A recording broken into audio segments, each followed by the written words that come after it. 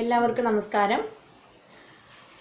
Social സ്റ്റഡീസിൻ്റെ first ചാപ്റ്ററായ revolution that influence the വേൾഡിൻ്റെ 6ാമത്തെ ക്ലാസ്സാണിത്. ആദ്യത്തെ ക്ലാസ്സിൽ നമ്മൾ ഇൻട്രൊഡക്ഷൻ ആയിട്ടുള്ള കാര്യങ്ങളാണ് പഠിച്ചത്. റെവല്യൂഷൻ, റിനൈസൻസ് മനുഷ്യ ജീവിതത്തിൽ എന്തെല്ലാം ചേഞ്ചസ് ആണ് കൊണ്ടുവന്നത്, അല്ലെങ്കിൽ എത്രമാത്രം സ്വാധീനിച്ചു എന്നുള്ളത് പഠിച്ചു. നെക്സ്റ്റ് എൻലൈറ്റൻമെൻ്റ് ആണ് പഠിച്ചത്. അത് കഴിഞ്ഞിട്ട് അതിൻ്റെ തിങ്കേഴ്സ് ആരെല്ലാമായിരുന്നു, അവരുടെ ആശയങ്ങൾ എന്തെല്ലാമായിരുന്നു, അവർ എന്തുമാത്രം പ്രാധാന്യം ഏതെല്ലാം കാര്യങ്ങളിൽ കൊടുത്തിരുന്നു എന്നതുവരെ നമ്മൾ അതിൻ്റെ ഇൻട്രൊഡക്ഷൻ പഠിച്ചു. അത് കഴിഞ്ഞിട്ട് നമ്മൾ നേരെ റെവല്യൂഷനിലേക്കാണ് പോയത്. നമ്മൾ ഇതുവരെ 4 റെവല്യൂഷനാണ് പഠിച്ചത്. American war of independence, next French revolution, Latin American revolution, Russian revolution. അപ്പോൾ ഇന്ന് നമ്മൾ പഠിക്കാൻ പോകുന്നത് എന്താണ്? ഇന്ന് നമ്മൾ പഠിക്കാൻ പോകുന്നത് ദ ചൈനീസ് റെവല്യൂഷൻ ആണ്. ചൈനീസ് വിപ്ലവത്തെക്കുറിച്ചാണ് ഇന്ന് പഠിക്കുന്നത്. അപ്പോൾ നമുക്ക് ക്ലാസ്സിലേക്ക് പോവാം. In the 20th century, China witnessed a revolution against the foreign rule and monarchy. The colonial powers of Europe and America adopted policies in China different from the ones they had implemented in the colonies of other parts of the world. In the 20th century, China witnessed a revolution against the foreign rule and monarchy. രാജവാഴ്ചയ്ക്കും വിദേശാധികാരത്തിനുമെതിരെയുള്ള യുദ്ധങ്ങളിൽ 20ാം നൂറ്റാണ്ടിൽ ചൈനയ്ക്ക് സാക്ഷിയാകേണ്ടി വന്നു. The colonial powers of Europe and America adopted policies in China different from the ones they had implemented in the colonies of other parts of the world. എന്താണ് പറയുന്നത്? ലോകത്തിൻ്റെ മറ്റു ഭാഗങ്ങളിൽ നടപ്പിലാക്കിയതിൽ നിന്ന് വ്യത്യസ്തമായ നയങ്ങളാണ് യൂറോപ്യൻ രാഷ്ട്രങ്ങളും അമേരിക്കയും ഉൾപ്പെട്ട കൊളോണിയൽ ശക്തികൾ എവിടെ സ്വീകരിച്ചത്? ചൈനയിൽ സ്വീകരിച്ചത്. ലോകത്തിൻ്റെ മറ്റു ഭാഗങ്ങളിൽ നടപ്പിലാക്കിയതിൽ നിന്ന് വ്യത്യസ്തമായ നയങ്ങളാണ് യൂറോപ്യൻ രാഷ്ട്രങ്ങളും അമേരിക്കയും ഉൾപ്പെട്ട കൊളോണിയൽ ശക്തികൾ എവിടെ സ്വീകരിച്ചത്? ചൈനയിൽ സ്വീകരിച്ചത്. In the 20th century, China witnessed the revolution against the foreign rule and monarchy. The colonial powers of Europe and America adopted policies in China different from the ones they had implemented in the colonies of other parts of the world. They were opium trade and open door policy. അപ്പോൾ അത് ഏതെല്ലാം policies ആണെന്നാണ് പറയുന്നത്. 2 പോളിസിയാണ് അവർ കൊണ്ടുവന്നത്, opium ട്രേഡും open door പോളിസിയും. ഓപ്പിയം ട്രേഡ് എന്ന് പറഞ്ഞാൽ കറുപ്പ് വ്യാപാരം. അപ്പോൾ ഓപ്പിയം ട്രേഡ് എന്താണ്? കറുപ്പ് വ്യാപാരം. ഓപ്പൺ ഡോർ പോളിസി തുറന്ന വാതിൽ നയം, ഇങ്ങനെയാണ് അറിയപ്പെടുന്നത്. ഓപ്പിയം ട്രേഡ് 2 പോളിസിയാണ് അവർ കൊണ്ടുവന്നത്, ഓപ്പിയം ട്രേഡും ഓപ്പൺ ഡോർ പോളിസിയും. അപ്പം നമുക്ക് പഠിക്കാം എന്താണ് ഓപ്പിയം ട്രേഡ് എന്നുള്ളത്. Chinese silk, tea and earthenware were in great demand all over Europe. China gained huge profit through the export of these items. There was nothing to import to China from Europe. As a result, the European traders suffered a great loss. As a remedy for these loss, the British traders imported opium, an intoxicant, to China. This affected the Chinese trade, and its consumption made the Chinese people mentally imbalanced. It resulted in economic and mental subjugation of the Chinese. എന്താണ് പറയുന്നത് നോക്കാം. Opium trade എന്താണ്? Opium trade എന്നുള്ളതാണ് പറയുന്നത്. Chinese silk, tea and earthenware in great demand all over Europe. ചൈനീസുകാരുടെ ഉൽപ്പന്നങ്ങളായിരുന്ന silk, tea and earthenware, മൺപാത്രങ്ങൾ, കമ്പിളി, സിൽക്ക്, ടീ എന്നിവ great demand all over the യൂറോപ്പിലുടനീളം വളരെയധികം ഡിമാൻഡ് ഉണ്ടായിരുന്നു. Chinese silk, tea and earthenware great demand all over the Europe. ചൈനയിലുടനീളം Chinese സിൽക്കിനും ടീക്കും എർത്തേൺ വെയറിനും എല്ലാം വളരെയധികം ഡിമാൻഡ് ഉണ്ടായിരുന്നു. China gained huge profit through the export of these items. അതുപോലെ തന്നെ ഈ ഐറ്റംസ് എക്സ്പോർട്ട് ചെയ്യുന്നതിലൂടെ ചൈനയ്ക്ക് എന്ത് ചെയ്തു? China gained huge profit. ചൈനയ്ക്ക് വലിയ രീതിയിലുള്ള പ്രോഫിറ്റ് നേടുവാൻ കഴിഞ്ഞു. There was nothing to import to China from Europe. പക്ഷേ എന്താണ് സംഭവിച്ചത്? എന്നാൽ യൂറോപ്പിൽ നിന്ന് ഇറക്കുമതി ചെയ്തിരുന്നില്ല. ചൈന എന്ത് ചെയ്തു? ചൈന എക്സ്പോർട്ട് ചെയ്തിരുന്നു, പക്ഷേ യൂറോപ്പിൽ നിന്ന് ഒരു സാധനങ്ങളും ഇറക്കുമതി ചെയ്യാൻ കഴിഞ്ഞിരുന്നില്ല. As a result, the European traders suffered a great loss. അതിന്റെ ഫലമായി യൂറോപ്പിൽ നിന്ന് ഇറക്കുമതി ചെയ്താൽ മാത്രമേ ഇവിടെ സാധനങ്ങൾ എത്തൂ. അപ്പോൾ എന്ത് വേണം, യൂറോപ്പുകാർക്ക് നഷ്ടമുണ്ടാകാൻ തുടങ്ങി. As a result the European traders suffered a great loss. അവിടെ നിന്ന് സാധനങ്ങളൊന്നും കൊണ്ടുവരാതെ വന്നപ്പോൾ യൂറോപ്പുകാർക്ക് വളരെയധികം നഷ്ടങ്ങൾ ഉണ്ടായി. As a remedy for this loss, ഈ നഷ്ടത്തെ നികത്തുന്നതിനുള്ള ഒരു ഭാഗമായിട്ട്, റെമഡിയായിട്ട്, മാർഗമെന്ന രീതിയിൽ the British traders import opium and intoxicant to China. എന്ത് ചെയ്തു? ബ്രിട്ടീഷ് ട്രേഡേഴ്സ്, ബ്രിട്ടീഷ് വ്യാപാരികൾ എന്താണ് ചെയ്തത്? Imported opium. ഓപ്പിയം മീൻസ് കറുപ്പ്. അതായത് ഇൻടോക്സിക്കൻറ്റ് മീൻസ് അതൊരു ലഹരി വസ്തുവാണ്. ഓപ്പിയം എന്നുള്ള ലഹരി വസ്തു അവർ ചൈനയിലേക്ക് ഇറക്കുമതി ചെയ്യാൻ തുടങ്ങി. As a remedy for this loss. അങ്ങനെ ഉണ്ടായ, അവിടെ നിന്ന് യൂറോപ്പിൽ നിന്ന് ഇറക്കുമതി ഇല്ലാതെ വന്നപ്പോൾ യൂറോപ്പുകാർ എന്ത് ചെയ്തു? അവരവിടെ ഉണ്ടായിരുന്ന കറുപ്പ് ഒരു ലഹരി വസ്തുവാണ്, ആ ലഹരി വസ്തുവിനെ ചൈനയിലേക്ക് ഇറക്കുമതി ചെയ്യാൻ തുടങ്ങി. This affected the Chinese trade and it's consumption made the Chinese people mentally imbalanced. അപ്പോൾ എന്ത് ചെയ്തു? ചൈനീസ് വ്യാപാരത്തെ ബാധിക്കുകയും ആൻഡ് ഇറ്റ്സ് കൺസംഷൻ, അവരുടെ ഉൽപ്പാദനത്തെ, അവരവിടെ ഉണ്ടാക്കിയിരുന്ന ഉൽപ്പാദനങ്ങളെ കാര്യമായി ബാധിക്കുകയും made the Chinese people mentally imbalanced. അതുപോലെ അവിടെ ഉണ്ടായിരുന്ന ആളുകളുടെ എല്ലാം തന്നെ, അല്ലെങ്കിൽ വർക്കേഴ്സുകാരുടെ എല്ലാം തന്നെ മാനസിക നില ഇംബാലൻസ് ആവുകയും ചെയ്തു, തെറ്റാവുകയും ചെയ്തു. It resulted in economic and mental subjugation of the Chinese. എന്ത് ചെയ്തു? ഇതിന്റെ ഫലമായി ഈ ലഹരി വസ്തുക്കളുടെ ഇറക്കുമതി കാരണം അവിടുത്തെ എക്കണോമിക് ആൻഡ് മെന്റൽ സബ്ജുഗേഷൻ, മാനസികമായ അല്ലെങ്കിൽ അവിടുത്തെ മാനസികപരമായിട്ടും ചൈനീസുകാർക്ക് വളരെയധികം നഷ്ടങ്ങൾ ഉണ്ടാവാൻ കാരണമായി. ഇതിനെയാണ് എന്തെന്ന് പറയുന്നത്? Opium trade. ഓപ്പിയം ട്രേഡ് എന്ന് പറഞ്ഞു കഴിഞ്ഞാൽ Chinese silk, tea and earthenware തുടങ്ങിയിട്ടുള്ള ചൈനീസുകാരുടെ ഉൽപ്പന്നങ്ങളെ യൂറോപ്പിലേക്കാണ് കയറ്റുമതി ചെയ്തിരുന്നത്. പക്ഷേ ഈ കയറ്റുമതി ചെയ്തിരുന്ന സമയത്ത് യൂറോപ്പിൽ നിന്നും ഒന്നും അവിടേക്ക് ചൈനീസിലേക്ക് ഇറക്കുമതി ചെയ്തിരുന്നില്ല. ഇത് യൂറോപ്പുകാർക്ക് എന്ത് ചെയ്തു? നഷ്ടമുണ്ടാക്കി. ഈ നഷ്ടം നികത്തുന്നതിന് വേണ്ടി അവരെന്ത് ചെയ്തു? ഓപ്പിയം എന്നറിയപ്പെടുന്ന ലഹരി വസ്തുവിനെ ചൈനയിലേക്ക് ഇറക്കുമതി ചെയ്യാൻ തുടങ്ങി. അതോടുകൂടി ചൈനക്കാരുടെ അവരുടെ സാമ്പത്തികപരവും മാനസികവുമായിട്ടുള്ള എല്ലാ കാര്യങ്ങളും തെറ്റുകയും അവരുടെ ഉൽപ്പാദനം കുറയുകയും എല്ലാം ചെയ്തു. ഇതിനെയാണ് എന്ത് പറയുന്നത്? Opium trade. അപ്പോൾ ഫസ്റ്റ് പോളിസി ആയിരുന്നു, ചൈനീസിൽ അവലംബിച്ചിരുന്ന ഫസ്റ്റ് പോളിസി ആയിരുന്നു ഓപ്പിയം ട്രേഡ്. നമ്മൾ പഠിക്കാൻ പോകുന്നത് ഓപ്പൺ ഡോർ പോളിസി. എന്താണ് ഓപ്പൺ ഡോർ പോളിസി എന്ന് നോക്കാം. By the end of the 19th century, several European countries acquired trade privileges in China. By the end of the 19th century, 19ാം നൂറ്റാണ്ടിൻ്റെ അവസാനത്തോടു കൂടി several European countries acquired trade privileges in China. ചൈനയിൽ എന്ത് ചെയ്തു? പല രാജ്യങ്ങളും, യൂറോപ്യൻ രാജ്യങ്ങളും ചൈനയിൽ ട്രേഡ് പ്രിവിലേജസ്, വ്യാപാര നേട്ടങ്ങൾ ഉണ്ടാക്കി കഴിഞ്ഞിരുന്നു. എന്താണ്? 19ാം നൂറ്റാണ്ടിൻ്റെ അവസാനത്തോടു കൂടി പല യൂറോപ്യൻ രാജ്യങ്ങളും ചൈനയിൽ ട്രേഡ് പ്രിവിലേജസ്, കച്ചവട നേട്ടങ്ങൾ ഉണ്ടാക്കി കഴിഞ്ഞിരുന്നു. America could not acquire the privilege as it was not concerned about China at that time. പക്ഷെ എന്ത് ചെയ്തു? അമേരിക്ക ഈ സമയത്ത് ട്രേഡ് പ്രിവിലേജസ് നേടിയിരുന്നില്ല. കാരണം എന്താണ്? It was not concerned about China at that time. ആ സമയത്ത് എന്ത് ചെയ്തു? America could not acquire the privilege. America മാത്രം ആ ഒരു പ്രിവിലേജ്, ട്രേഡ് പ്രിവിലേജ് നേടിയെടുത്തിരുന്നില്ല. And as it was not concerned about the China at that time. ആ സമയത്ത് അവർ അതിലത്രത്തോളം ശ്രദ്ധ ചെലുത്തിയിരുന്നില്ല. ടു അക്വയർ ദ പ്രിവിലേജ്, ഈ പ്രിവിലേജിനെ, ട്രേഡ് പ്രിവിലേജിനെ നേടുന്നതിന് വേണ്ടി John Hay, then State Secretary of the USA, proclaimed the open door policy. അന്നത്തെ യുഎസ്എയിലെ സ്റ്റേറ്റ് സെക്രട്ടറി ആയിരുന്ന ജോൺ ഹേ എന്ന വ്യക്തി കൊണ്ടുവന്ന അല്ലെങ്കിൽ പ്രഖ്യാപിച്ച പോളിസി ആയിരുന്നു ഓപ്പൺ ഡോർ പോളിസി. അപ്പം ചോദിക്കാം, ഓപ്പൺ ഡോർ പോളിസി മെയിൻ ആണ് ഓപ്പിയം ട്രേഡും ഓപ്പൺ ഡോർ പോളിസിയും. അപ്പോൾ ഓപ്പൺ ഡോർ പോളിസി ഞാൻ ഇതുവരെ ഒന്നും കൂടെ പറയുന്നു. By the end of the 19th century, several European countries acquired trade privileges in China. 19ാം നൂറ്റാണ്ടിൻ്റെ അവസാനത്തോടു കൂടി പല യൂറോപ്യൻ രാജ്യങ്ങളും എന്ത് ചെയ്തു? ചൈനയിൽ ട്രേഡ് പ്രിവിലേജസ് നേടിയെടുത്തിരുന്നു. America could not acquire the privilege as it was not concerned about China at that time. America മാത്രം ഈ സമയത്ത് ഈ ട്രേഡ് പ്രിവിലേജ് നേടിയെടുത്തിരുന്നില്ല, കാരണം അവർ ചൈനയിൽ അത്രമാത്രം ശ്രദ്ധ ചെലുത്തിയിരുന്നില്ല.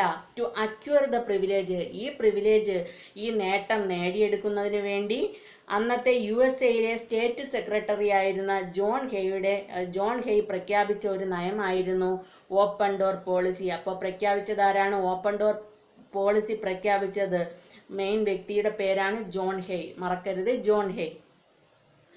ആസ് പെർ ദിസ് പോളിസി, ഈ പോളിസി പ്രകാരം എന്താണ് പറയുന്നതെന്നാണ് next. As per this policy, ഈ പോളിസി പ്രകാരം America argued for equal rights and opportunity for all countries in Chinese market. എന്താണ് പറയുന്നത്? ആസ് പെർ ദിസ് പോളിസി, ഈ ഓപ്പൺ ഡോർ പോളിസി പ്രകാരം അമേരിക്ക വാദിച്ചു എന്തിനു വേണ്ടി? For equal rights and opportunity for all countries in Chinese market. Chinese മാർക്കറ്റിൽ എല്ലാ രാജ്യങ്ങൾക്കും തുല്യ അവകാശങ്ങളും അവസരങ്ങളും വേണമെന്ന് ആര് വാദിച്ചു? അമേരിക്ക വാദിച്ചു. As per this policy America argued for equal right and opportunity for all countries in Chinese market. Chinese മാർക്കറ്റിൽ എല്ലാ രാജ്യങ്ങൾക്കും തുല്യമായ അവകാശങ്ങളും അവസരങ്ങളും വേണമെന്ന് അമേരിക്ക വാദിച്ചു. China was divided into different region to be controlled by various country. അപ്പോൾ എന്ത് ചെയ്തു? China was divided into different region to be controlled by various countries. വ്യത്യസ്ത രാജ്യങ്ങൾ നിയന്ത്രിക്കുന്ന ഡിഫറെൻറ്റ് റീജിയൻസ് ആയിട്ട് എന്ത് ചെയ്തു? ചൈന വിഭജിക്കപ്പെട്ടു. The aim of this policy was to create an opportunity for the USA to interfere in China. എന്താണ് പറയുന്നത്? The aim of this policy, open door പോളിസിയുടെ പ്രധാനപ്പെട്ട ലക്ഷ്യം എന്ന് പറയുന്നത്, the aim of this policy was to create an opportunity for the USA to interfere in China. അമേരിക്കയ്ക്ക് ചൈനയിൽ ഇടപെടൽ നടത്തുന്നതിനുള്ള ഒരു അവസരം കൊടുക്കുക എന്നുള്ളതായിരുന്നു ഈ പോളിസിയുടെ പ്രധാനപ്പെട്ട ലക്ഷ്യം. The aim of this policy was to create an opportunity for the USA to interfere in China. അമേരിക്കയ്ക്ക് ചൈനയിൽ ഇടപെടാനുള്ള ഒരു അവസരം ഉണ്ടാക്കി കൊടുക്കുക എന്നുള്ളതായിരുന്നു ഈ പോളിസിയുടെ പ്രധാനപ്പെട്ട ലക്ഷ്യം. ഇപ്പോൾ ഓപ്പൺ ഡോർ പോളിസി എന്താണ് പറയുന്നത്?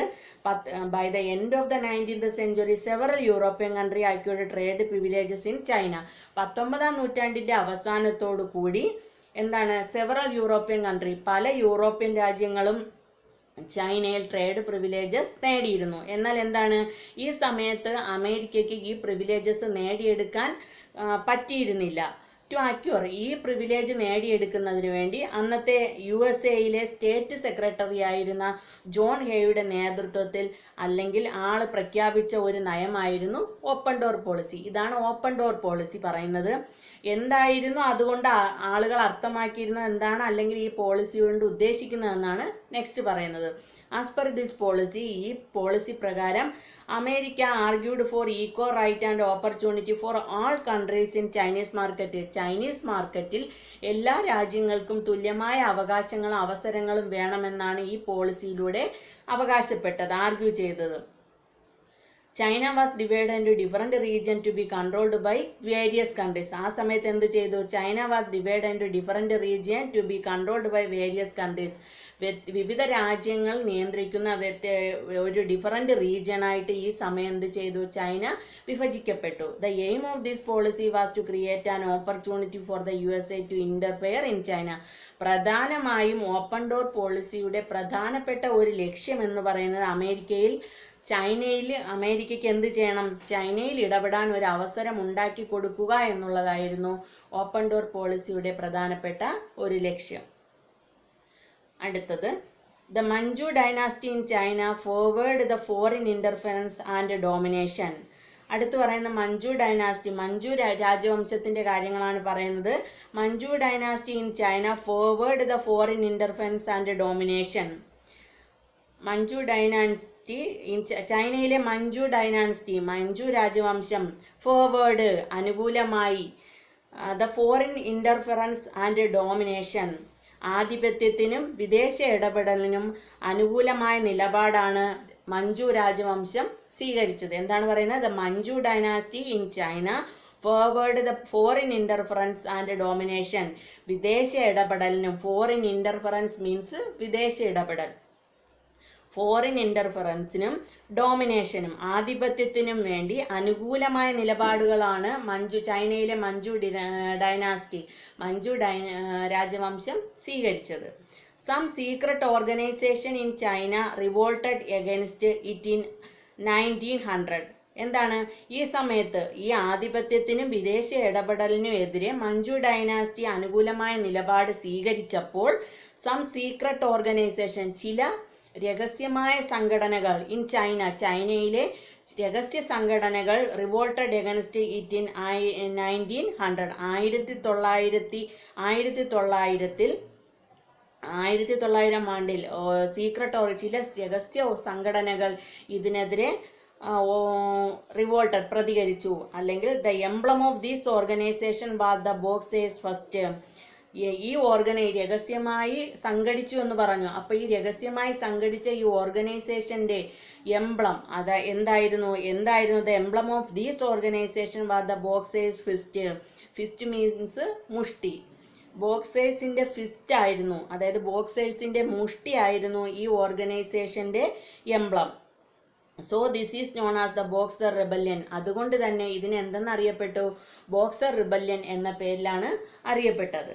അപ്പോൾ എന്താണ് വാട്ട് ഈസ് ബോക്സർ റിബല്യൻ എന്ന് ചോദിച്ചാൽ ഇതിനകത്ത് ആൻസർ ഉണ്ട്. What is boxer rebellion? ചിലപ്പോൾ ഇയർ ചോദിക്കാം. ബോക്സർ റിബല്യൻ എന്താണെന്ന് ഈ 2 സെൻറ്റൻസ് ആണ് പറയുന്നത്. The Manchu dynasty in China forward the foreign interference and domination. ചൈനയിലെ മഞ്ചു രാജവംശം വിദേശ ഇടപെടലിനും ആധിപത്യത്തിന് അനുകൂലമായ നിലപാടുകളായിരുന്നു സ്വീകരിച്ചിരുന്നത്. Some secret organisation in China revolted against it in 1900. അതായത് ആ സമയത്ത് എന്ത് ചെയ്തു? ചില രഹസ്യ സംഘടനകൾ ഇതിനെതിരെ ഒത്തുചേരുകയുണ്ടായി. The emblem of these organisation, ഇത്തരത്തിൽ രഹസ്യമായി കൂടിച്ചേർന്ന ഓർഗനൈസേഷൻ്റെ എംബ്ലം എന്ന് പറയുന്നത് ബോക്സേഴ്സ് ഫിസ്റ്റ് ആയിരുന്നു, ബോക്സേഴ്സിൻ്റെ മുഷ്ടിയായിരുന്നു. So this is known as the boxers rebellion. അതുകൊണ്ട് തന്നെ ഇതിന് എന്തെന്നറിയപ്പെട്ടു? ബോക്സേഴ്സ് റിബല്യൻ എന്ന പേരിൽ അറിയപ്പെട്ടു. Though this rebellion was a failure. ഈ ബോക്സേഴ്സ് റിബല്യൻ എന്ന് പറയുന്നത് ഒരു പരാജയം തന്നെ ആയിരുന്നു അവിടെ. എങ്കിലും it stimulated the revolution that came up later. ഇതെന്താണ്? പിന്നീടുള്ള വിപ്ലവങ്ങൾക്ക് ഇത് പ്രചോദനം അല്ലെങ്കിൽ ശക്തി നൽകുന്നതായിരുന്നു. ഈ ബോക്സർ റിബല്യൻ അവിടെ പരാജയമായിരുന്നെങ്കിൽ തന്നെയും പിന്നീട് ഈ റെവല്യൂഷനിലെല്ലാം എന്താണ്? ബോക്സർ റിബല്യനും അവിടെ ശക്തി തരുന്നത് അല്ലെങ്കിൽ ശക്തി കൊടുക്കുന്നത് ആയിരുന്നു. അതാണ് അവിടെ പറയുന്നത് ബോക്സേഴ്സ് റിബല്യൻ. അപ്പോൾ നമ്മൾ പഠിച്ചു, ഓപ്പിയം ട്രേഡ് പഠിച്ചു, ഓപ്പൺ ഡോർ പോളിസി പഠിച്ചു. ഇവിടെ പഠിക്കുന്ന എന്താണ്? Boxer rebellion. In 1911, another revolution took place under the leadership of Dr. Sun Yat-sen against the Manchu dynasty. Important ആണ്.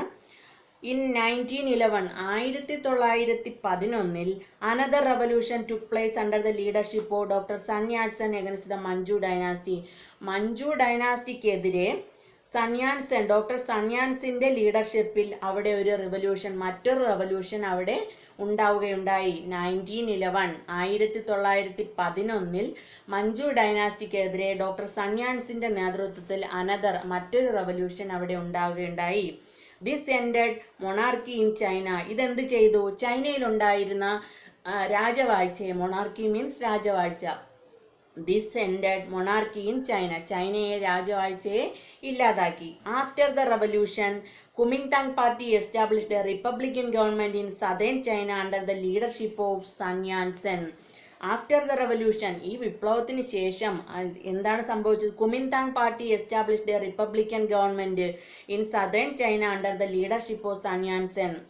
സൺ യാറ്റ്സെന്നിൻ്റെ നേതൃത്വത്തിൽ സദേൺ ചൈനയിൽ എന്ത് ചെയ്തു? ഒരു റിപ്പബ്ലിക്കൻ ഗവൺമെൻറ്റിനെ രൂപീകരിച്ചു. He gave importance to ideologies like nationalism, democracy and socialism. Sun Yat sen പ്രധാനമായിട്ടും പ്രാധാന്യം കൊടുത്തത്, ഇമ്പോർട്ടൻസ് കൊടുത്ത 3 കാര്യങ്ങൾക്കായിരുന്നു: നാഷണലിസം, ഡെമോക്രസി, സോഷ്യലിസം. അപ്പോൾ എന്താണെന്ന് നോക്കാം. ഇൻ 1911 മറ്റൊരു റെവല്യൂഷൻ അവിടെ വരികയുണ്ടായി. ആരുടെ നേതൃത്വത്തിലായിരുന്നു? മഞ്ചു ഡൈനാസ്റ്റിക്കെതിരെ ഡോക്ടർ സൺ യാറ്റ്സെൻ്റെ നേതൃത്വത്തിൽ മറ്റൊരു റെവല്യൂഷൻ കൂടി അവിടെ ഉണ്ടായി. ഇത് എന്ത് ചെയ്തു? ചൈനയിലുണ്ടായിരുന്ന രാജവാഴ്ചയെ എന്ത് ചെയ്തു? ഇല്ലാതാക്കി. ആഫ്റ്റർ ദ റെവല്യൂഷൻ എന്താണ് ഈ റവല്യൂഷന് ശേഷം എന്ത് ചെയ്തു? Kuomintang party established a republican government in southern China under the leadership of Sun Yat sen. സന്യാൻസെന്റെ നേതൃത്വത്തിൽ സദേൺ ചൈനയിൽ ഒരു റിപ്പബ്ലിക്കൻ ഗവൺമെന്റ് രൂപീകരിക്കുകയും ചെയ്തു. അപ്പോൾ പിന്നെ പറയുന്നത് എന്താണ്? സന്യാൻസൻ എന്തെല്ലാം ആശയങ്ങൾക്കാണ് പ്രാധാന്യം കൊടുത്തതെന്നാണ് പറയുന്നത്. 3 കാര്യങ്ങൾക്കാണ് ആള് പ്രാധാന്യം കൊടുത്തത്: നാഷണലിസം, ഡെമോക്രസി, സോഷ്യലിസം. അപ്പോൾ നോക്കാം. In 1911 another revolution took place under the leadership of doctor Sun Yat sen against the Manchu dynasty. This ended monarchy in China. After the revolution, Kuomintang party established a republican government in southern China under the leadership of Sun Yat-sen. He gave importance to ideologies like nationalism, democracy and socialism. അപ്പോൾ നമ്മളിവിടെ പഠിച്ചത് ആദ്യമേ നമ്മൾ Manju dynasty കാര്യങ്ങൾ ഇപ്പോൾ പറഞ്ഞു. അവിടെ secret organisation വന്നു. നെക്സ്റ്റ് ബോക്സർ റിബല്യൻ എന്താണെന്ന് പഠിച്ചു. അതിനുശേഷം നെക്സ്റ്റ് ഇപ്പം നമ്മൾ പഠിച്ചത് ആര്? ഡോക്ടർ സൺ യാൻ-സെന്റെ നേതൃത്വത്തിൽ ഒരു റിപ്പബ്ലിക്കൻ ഗവൺമെൻറ് സദേൺ ചൈനയിൽ രൂപം കൊണ്ടു.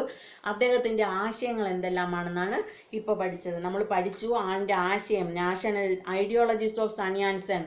3 ആശയങ്ങൾ പറയുന്നുണ്ട്. അപ്പോൾ അതിനൊരു വിവരണവും കൊടുത്തിട്ടുണ്ട്. അതെന്താണെന്ന് നോക്കാം. Nationalism: to expel the Manchu dynasty and the imperial workers. Manchu ഡൈനാസ്റ്റിയെയും അതുപോലെ സാമ്രാജ്യ ശക്തികളെയും അവിടെ നിന്ന് ഇല്ലാതാക്കുക. To expel the Manchu dynasty and the imperial powers. Manchu ഡൈനാസ്റ്റിയെയും അതേപോലെ സാമ്രാജ്യ ശക്തികളെയും ഇല്ലാതാക്കുക എന്നുള്ളതാണ് അദ്ദേഹം നാഷണലിസം എന്ന ഐഡിയോളജി കൊണ്ട് ഉദ്ദേശിച്ചത്. നെക്സ്റ്റ് വന്നത് ഡെമോക്രസി. ജനാധിപത്യം കൊണ്ട് ആൾ എന്താണ് ഉദ്ദേശിച്ചതെന്നുള്ളതാണ്. To establish democratic rule. ജനാധിപത്യ റൂളുകൾ അവിടെ കൊണ്ടുവരിക എന്നുള്ളതാണ് ഡെമോക്രസി കൊണ്ട് ഉദ്ദേശിച്ചത്. നെക്സ്റ്റ് എന്താണ്? Socialism. To control capital and distribute land equally. To control capital, മൂലധനത്തെ നിയന്ത്രിക്കുകയും ആൻഡ് ഡിസ്ട്രിബ്യൂട്ട് ലാൻഡ് ഈക്വലി, അതുപോലെ തന്നെ എന്ത് ചെയ്യണം? ഭൂമിയെ തുല്യമായി വീതിക്കുകയും ചെയ്യുക എന്നുള്ളതാണ് സോഷ്യലിസം എന്ന ആശയം കൊണ്ട് സൺ യാൻ-സെൻ ഉദ്ദേശിച്ചത്. Next, he decided to nullify the unjust treaty signed with the foreign countries and wanted to maintain equality with the western countries.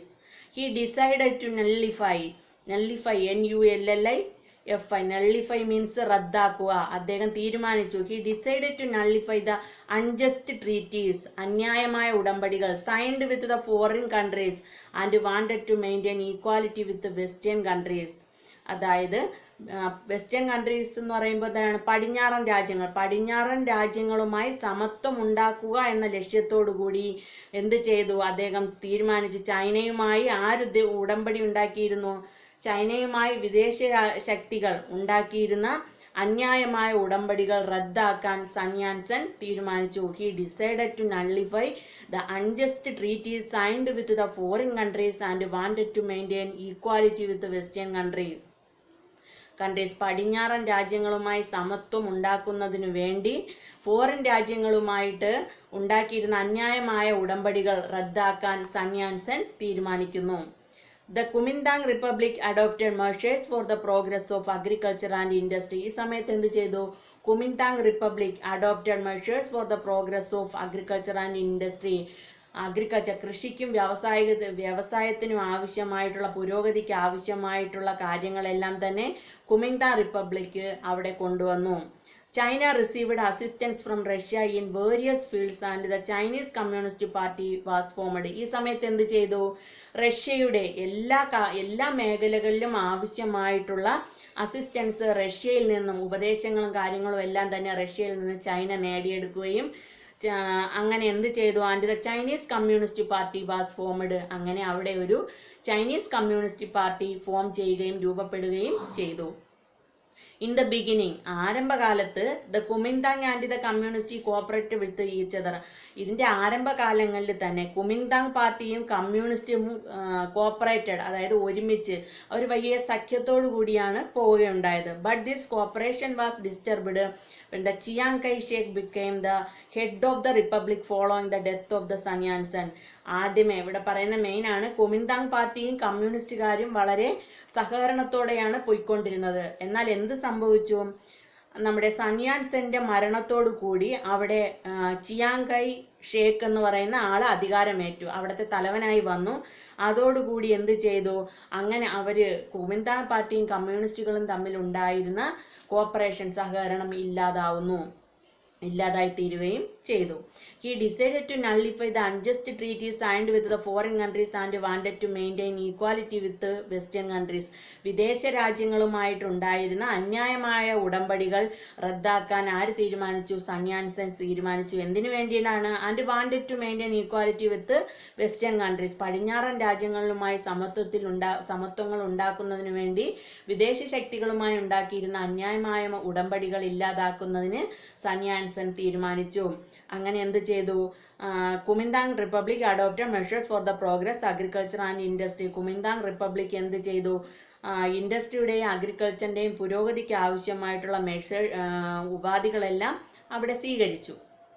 China received assistance from Russia in various ways and the Chinese Communist Party was formed. റഷ്യയിൽ നിന്നും അവിടുത്തെ പല മേഖലകൾക്ക് ആവശ്യമായ ഉപദേശങ്ങൾ സ്വീകരിക്കുകയും അങ്ങനെ അവിടെ ഒരു ചൈനീസ് കമ്മ്യൂണിസ്റ്റ് പാർട്ടി ഫോം ചെയ്യുകയും ചെയ്തു. ഇൻ ദ ബിഗിനിങ്, ആരംഭകാലത്ത് കുമിന്താങ്ങും കമ്മ്യൂണിസ്റ്റ് പാർട്ടികളും വളരെ സഹകരണത്തോടു കൂടിയാണ് പോയിക്കൊണ്ടിരുന്നത്. എന്നാൽ സന്യാൻസെൻ്റെ മരണത്തോടുകൂടി അവിടെ ചിയാങ് കൈ ഷേക്ക് എന്ന് പറയുന്ന ആൾ അധികാരമേൽക്കുകയും അതോടുകൂടി അവർ തമ്മിലുള്ള സഹകരണം ഇല്ലാതാവുകയും ചെയ്തു.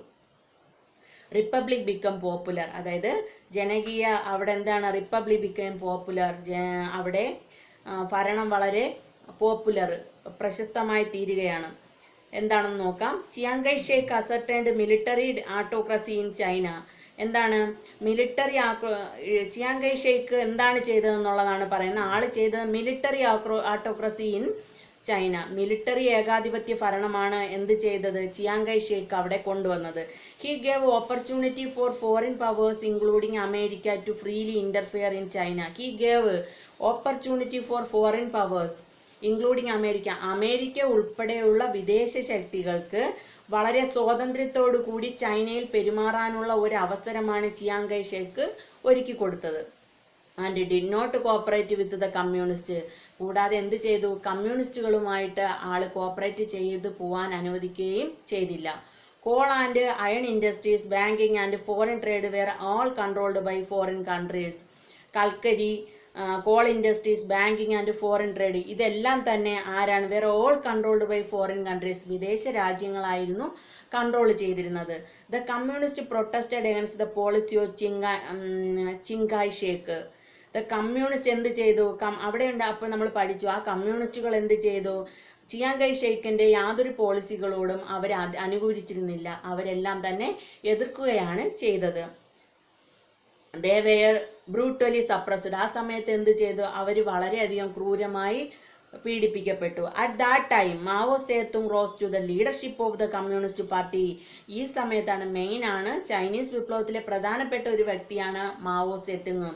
ഇങ്ങനെ കമ്മ്യൂണിസ്റ്റുകളുമായിട്ട് അവിടുത്തെ ചിയാങ് കൈ ഷേക്ക് കൊണ്ടുവന്ന നിയമങ്ങളൊന്നും കമ്മ്യൂണിസ്റ്റുകൾ അംഗീകരിക്കാതെ വന്നപ്പോൾ അവിടെ ആരധികാരമേറ്റു? മാവോ സേത്തുങ് അധികാരമേറ്റു. At that time Mao Zedong rose to the leadership of the communist party.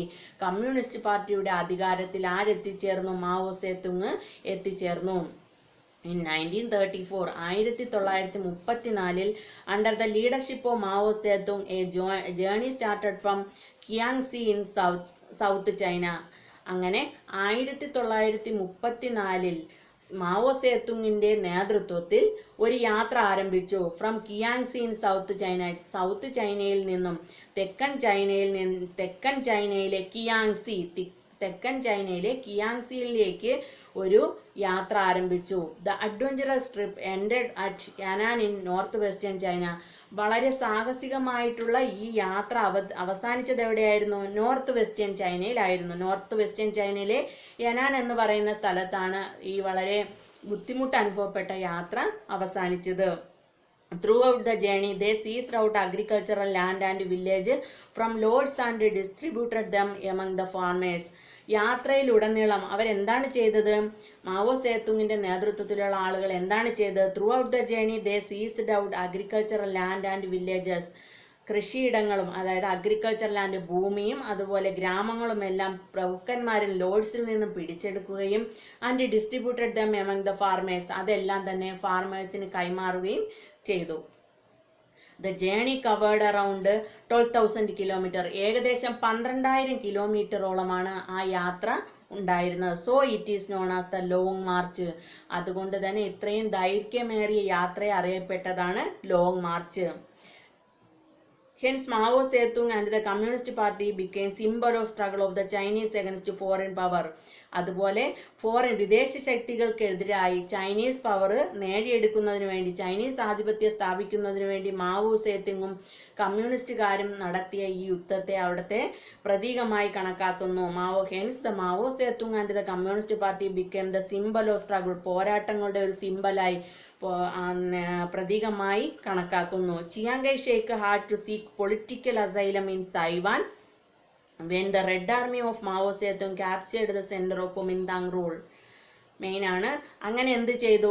Mao സേതുങ്ങിൻ്റെ നേതൃത്വത്തിൽ അവിടെ നല്ല നല്ല കാര്യങ്ങൾ കൊണ്ടുവന്നു. അവിടെ വലിയ മാർച്ച് നടന്നു. 12,000 കിലോമീറ്ററോളം അവർ യാത്ര ചെയ്തു. വളരെ അഡ്വഞ്ചറസ് ആയിട്ടുള്ള, ദുരിതപൂർണമായിട്ടുള്ള യാത്ര നടത്തുകയും ആ 12,000 കിലോമീറ്റർ താണ്ടി അവർ ആ ലക്ഷ്യത്തിലെത്തി. അവിടെ ഉണ്ടായിരുന്ന പോകുന്ന സ്ഥലങ്ങളിൽ നിന്നെല്ലാം തന്നെ പ്രഭുക്കന്മാർ കൈയടക്കിയിരുന്ന അഗ്രികൾച്ചറൽ ലാൻഡും കൃഷിയിടങ്ങളും വില്ലേജസ് ഗ്രാമങ്ങളും എല്ലാം പിടിച്ചെടുക്കുകയും അത് അർഹരായ ഫാർമേഴ്സിനെല്ലാം തിരിച്ചു കൊടുക്കുകയും ചെയ്തു.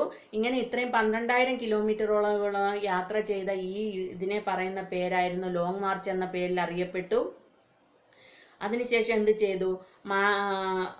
അതായത് മാവോ സേതുങ്ങിൻ്റെ നേതൃത്വത്തിൽ ഉള്ള red army, when the Red Army of Mao Zedong captured the center of Kuomintang rule, കുമിന്താങ്ങിൻ്റെ ഭരണം, മാവോ സേതുങ്ങിൻ്റെ നേതൃത്വത്തിലുള്ള റെഡ് ആർമി എന്ത് ചെയ്തു? കുമിന്താങ് ഭരണം പിടിച്ചെടുക്കുകയും ആ സമയത്ത് എന്ത് ചെയ്തു? Chiang Kai shek to seek political asylum in Taiwan, രാഷ്ട്രീയ അഭയം തേടിയിട്ട് ചിയാങ് കൈ ഷേക്ക് എവിടേക്ക് പോയി? തൈവാനിലേക്ക് പോവുകയും ചെയ്തു. അങ്ങനെ കുമിന്താങ് ഭരണം മാവോ സേതുങ്ങിൻ്റെ നേതൃത്വത്തിലുള്ള റെഡ് ആർമി പിടിച്ചെടുത്തതിന് ശേഷം ചിയാങ് കൈ ഷേക്ക് എന്ത് ചെയ്തു? രാഷ്ട്രീയ അഭയം തേടി തൈവാനിലേക്ക് പോവുകയും ചെയ്തു. China became the people's republic of China on 1 October 1949 under the leadership of Mao Zedong. അങ്ങനെ എന്ത് ചെയ്തു? മാവോ സേതുങ്ങിൻ്റെ നേതൃത്വത്തിൽ 1949 ഒക്ടോബർ മാസം 1-ാം തീയതി ചൈന ജനകീയ റിപ്പബ്ലിക്കായി മാറുകയും ചെയ്തു. China became the people's republic of China on 1 October 1949 under the leadership of Mao Zedong. Mao സേതുങ്ങിൻ്റെ നേതൃത്വത്തിൽ ചൈന ഒക്ടോബർ മാസം 1-ാം തീയതി 1949 ജനകീയ റിപ്പബ്ലിക്കായി മാറുകയും ചെയ്തു. അതോടുകൂടി നമ്മുടെ ചൈനീസ് റവല്യൂഷൻ കഴിഞ്ഞു.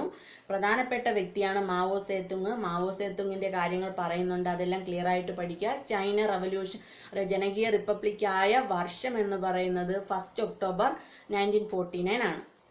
ഇനി നമ്മൾ പാഠത്തിൻ്റെ അവസാനത്തിലേക്ക് വരുന്നുണ്ട്. അതെന്താണെന്ന് ജസ്റ്റ് ഒന്ന് വായിക്കാം. We discussed the revolution carried out by the people in different parts of the world who were deprived of freedom. ലോകത്തിൻ്റെ പല ഭാഗങ്ങളിലുമുള്ള ആളുകൾ സ്വാതന്ത്ര്യം നേടിയെടുക്കുന്നതിന് വേണ്ടി എന്തെല്ലാം കാര്യങ്ങളാണ് ചെയ്തത് എന്നുള്ളത് നമ്മളിപ്പോൾ പഠിച്ചു കഴിഞ്ഞു. The ideologies put forward by these revolution were significant in moulding the modern world. ആധുനിക ലോകത്തെ ഇങ്ങനെ മോൾഡിംഗ് ദ മോഡേൺ വേൾഡ്, ആധുനിക ലോകത്തെ നല്ലതുപോലെ കൊണ്ടുവരുന്നതിന് വേണ്ടി, ഉണ്ടാക്കി തീർക്കുന്നതിന് വേണ്ടി ഈ ആശയങ്ങൾ, ഓരോ വിപ്ലവങ്ങളിലും ഉണ്ടായ ആശയങ്ങൾ വളരെയധികം ശ്രദ്ധേയമായ കാര്യങ്ങളാണ് കൊണ്ടുവന്നത്. The declaration made by the revolution still exist as a record of human progress. അതുകൊണ്ട് തന്നെ the declaration made by the revolutionary still exist as a record of human progress. മനുഷ്യൻ്റെ പുരോഗതിക്ക് വേണ്ടി റവല്യൂഷണറീസ്, ഓരോ വിപ്ലവകാരികളും ഉണ്ടാക്കിയ കാര്യങ്ങൾ ഇന്നും രേഖകളിൽ, ഓരോ ഡിക്ലറേഷനുകളും എല്ലാ രേഖകളിലും ഇന്നും നിലനിൽക്കുന്നതാണ്. അപ്പോൾ ഇതോടുകൂടി നമ്മുടെ ഫസ്റ്റ് ചാപ്റ്റർ കംപ്ലീറ്റ് ചെയ്തിട്ടുണ്ട്. 5 വിപ്ലവങ്ങളെക്കുറിച്ച് American war of independence, French revolution, Chinese revolution, Latin American revolution, last നമ്മൾ പഠിച്ചത് ചൈനീസ് റവല്യൂഷൻ. ഇങ്ങനെ 5 റവല്യൂഷൻ നമ്മൾ വളരെ വ്യക്തമായി പഠിച്ചിട്ടുണ്ട്. അപ്പോൾ എല്ലാവരും നന്നായിട്ട് പഠിക്കുക. ഇനി അടുത്ത ഒരു ക്ലാസ്സിൽ നെക്സ്റ്റ് ക്ലാസ്സിൽ പറയുന്നത് ഇതിൽ വരുന്ന ഇമ്പോർട്ടൻ്റ് ക്വസ്റ്റ്യൻസും കുറച്ചധികം ഇയേഴ്സും ഉണ്ട്. അപ്പോൾ അതും എല്ലാം എങ്ങനെയാണ് ഓരോ ഇയേഴ്സും, എന്തെല്ലാം പ്രത്യേകതകളാണ് ഓരോ ഇയേഴ്സിലും വന്നിട്ടുള്ളത്, എന്തെല്ലാം പ്രത്യേകതകളാണ് ഓരോന്നിനുള്ളത്, ഐഡിയോളജീസ്, അങ്ങനെയുള്ള കാര്യങ്ങളെല്ലാം അടുത്തൊരു ക്ലാസ്സിൽ ഇടുന്നതാണ്. അപ്പോൾ അതോടുകൂടി ഈ ക്ലാസ് കഴിഞ്ഞു. അപ്പോൾ എല്ലാവരും നന്നായിട്ട് ഫസ്റ്റ് ചാപ്റ്റർ നന്നായിട്ട് തന്നെ പഠിക്കുക. Okay, thank you.